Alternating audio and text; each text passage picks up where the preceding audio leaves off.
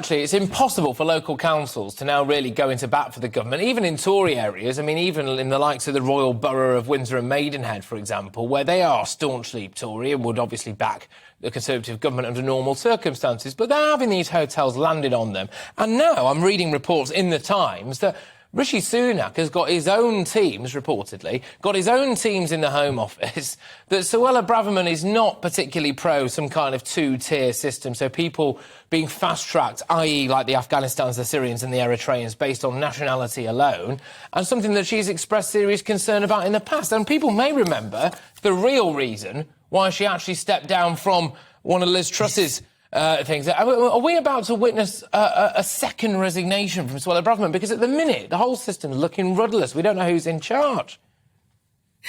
Well, we don't, and I've long called for an immigration department to be set up separately from the Home Office, because I think that this issue is just too enormous for one person. And as we have seen, the Home Secretary currently doesn't have a plan of how to deal with it, and seemingly has no will to deal with it. It's an awful lot of tinkering around the edges.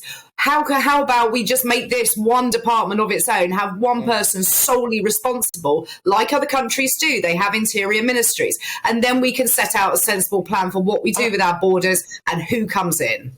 Yeah, and I think in many ways this is just proof of what a lot of people have been banging their heads against the desks and the walls saying, which is that we've got a quote-unquote new report here, the Centre for Policy Studies, written by Nick Timothy. Now, there's nothing in that I particularly massively disagree with. The ID cards thing maybe I'm a little bit squiffy about, becoming less squiffy about as it emerges that people are apparently rampaging across the British countryside at will. But you've got the idea that we should pull out the ECHR, you've got the idea now that we should basically be deporting people to Rwanda or other countries, either, i.e. offshore processing. But this is stuff that we've been talking about for years. And the idea that this is a new report now, I think a lot of people find quite startling. We've not moved forward, have we? We are all out of ideas, or anyway, enacting those ideas. Claire, thank you very much. As you know, I could talk to you all day on this stuff, but I think I'm going to have an aneurysm if I talk about it for much longer. Claire Pearsall there, who's now a Conservative councillor in Kent, on the